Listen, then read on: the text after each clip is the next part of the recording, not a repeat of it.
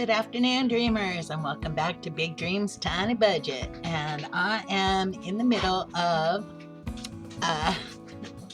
project creep. That's what Sam and Angela call this. I didn't really want to do all the floors at once, but it kind of made more sense to replace all the subfloors before I jump into this bathroom project. So that's what I'm doing here. I'm doing the portion of the subfloor that goes underneath the wall between the master bedroom and the bathroom. And I had to take out all the vent pipes and the drain pipes and stuff from the original bathroom because I'm reconfiguring the bathroom. So those pipes won't work anymore. Plus, the vent pipe actually was inside the bathroom, not inside the wall. It was a 2x3 wall that was here before. So instead of putting the vent pipe through that 2x3 wall, they put it in the corner of the bathroom and then they boxed it in, which is like a huge waste of space. And since I'm building a 2x4 wall, I can go through the wall now. So yeah, that's what I'm doing here is I'm pulling out this ugly old chipboard that was destroyed by the water from the bathroom before and replacing it with new subfloor. I didn't use the Advantech in this portion, mainly because the plywood was cheaper. It's easier to use because I'm not trying to put the tongue and groove together, and it weighs a lot less than the Advantech. But the main portion of the bathroom will be the Advantech, which is a lot better, especially underneath water areas. So anyhow, I actually did this work a few weeks ago. I'm obviously behind a few weeks on videos. The reason for that, I have several reasons for it, but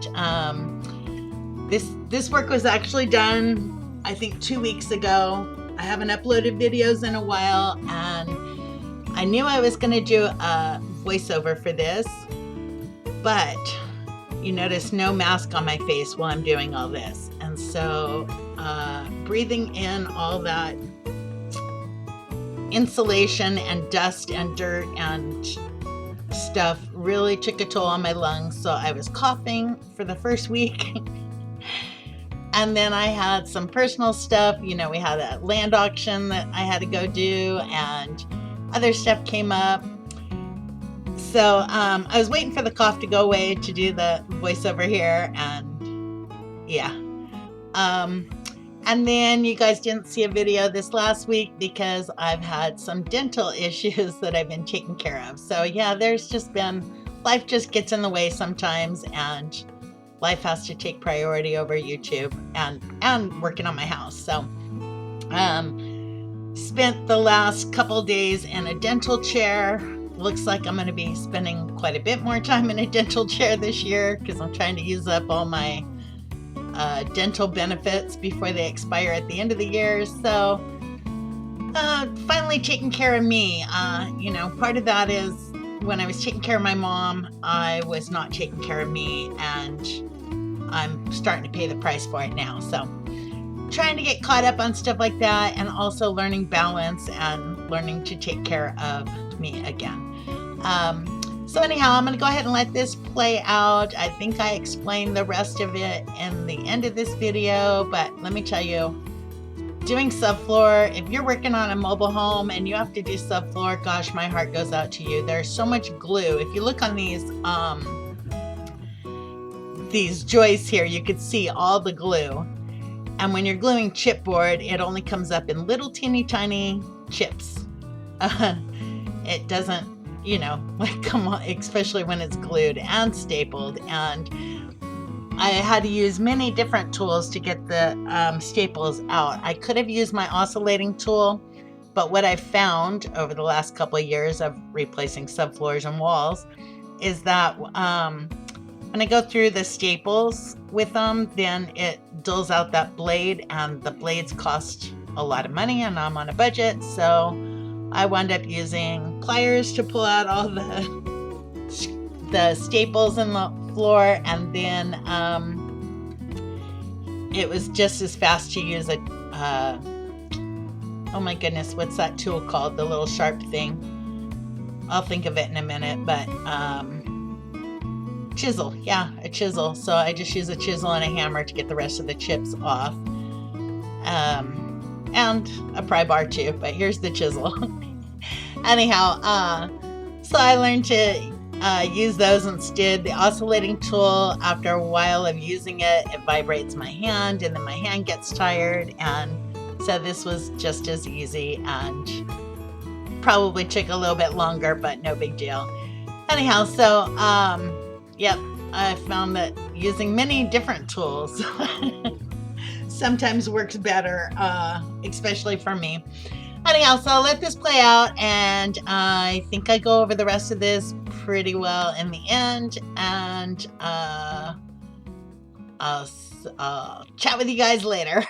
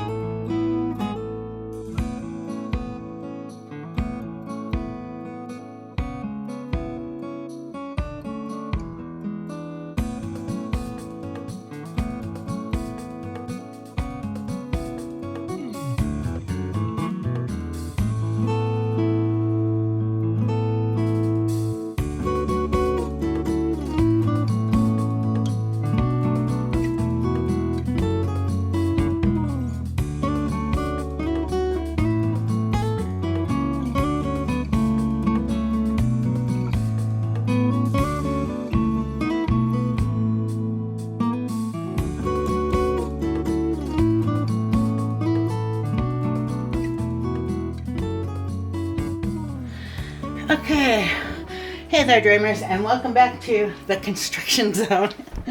So, I'll probably do a voiceover for most of this, so you probably already heard most of this. Who knows what I said in the voiceover because I haven't said it yet.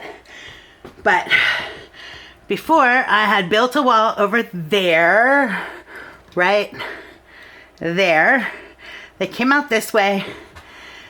And then I realized I had no insulation in the floor, so I had to pull the floorboards up for that. And then I realized, after I put the insulation in, that it's going to be much easier to do the plumbing from up here than underneath the house.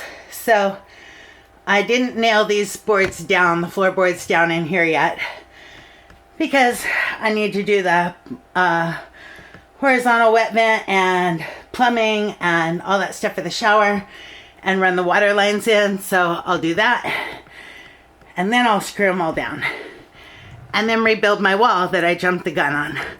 But now I was going to put off building this wall on this side of the room because that went into the master bedroom and the master bedroom floors, and I just wasn't really wanting to do that yet. But the vent stack for the bathroom goes right up in that corner in that wall. So I had to replace the subfloor under that wall. There was only like a 16-inch area that needed to be replaced, one bay, but the other one started chipping apart, and I hate chipboard, so I just did a 32-inch strip across there. The rest of that chipboard's fine for now. I don't know if I'm gonna replace it or not. We'll see.